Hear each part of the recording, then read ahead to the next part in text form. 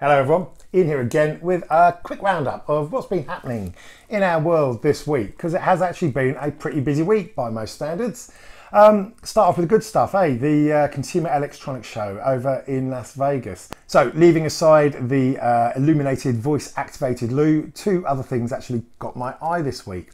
First off was of course the thing that's got us all chatting, the new DJI Smart Controller. Launched with the usual slick promo video. It's a polarizing bit of kit that does look great, but in my humble opinion is generally only going to be used by businesses or services who want to stop having to use someone's private smartphone in order to fly their Mavic 2 or their Enterprise.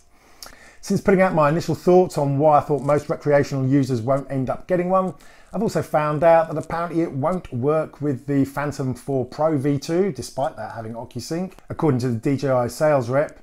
And on top of that, you can only have one drone bound to it at any one time, unlike most smartphones, which I guess makes them a little bit smarter. Anyway, not for me personally, but anyone that is going to get it, I think is going to love the solid feel and super bright screen. End of the day, as long as you love the gear you've got, that's all that matters, isn't it, really? Another drone that caught my eye at the CES was this lovely little number from Belle, touting their Nexus as the way forward for autonomous airborne transport. I have to say, I absolutely love the idea of being flown around by a driverless huge drone like this. Uber have been touting this for a year or two, saying it's going to be ready in the next 4 years. Don't know, keep waiting for that update to your app offering UberX, Exec or Airborne. Wasn't all good fun this week though. Another suspected drone sighting over Heathrow, which threw the media and the airport into a frenzy again. I have to say I'm still not sure on this. I really don't know what's behind it. Loads and loads of different theories, not a lot of hard evidence. But one thing I am sure of is the anti-drone technology that I kind of thought was already deployed in airports and should have been deployed a long time ago is now finally being deployed. So probably some good coming of all of this.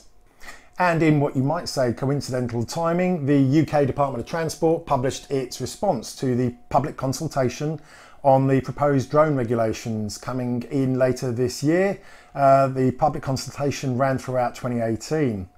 Interesting reading, and it does seem to confirm a lot of what we already thought, namely online training and registration this autumn for drones over 250 grams, along with some new police powers that many people might actually be surprised they didn't already have, like giving them the ability to instruct you to land your drone if they deem it necessary.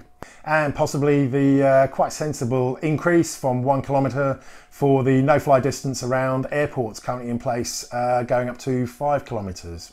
Anyway, I'll be reading through that properly and giving you a bit more information and thoughts on that. But for now, that's about it today. Nice and quick one. Enjoy the weekend, have fun and happy flying, everyone.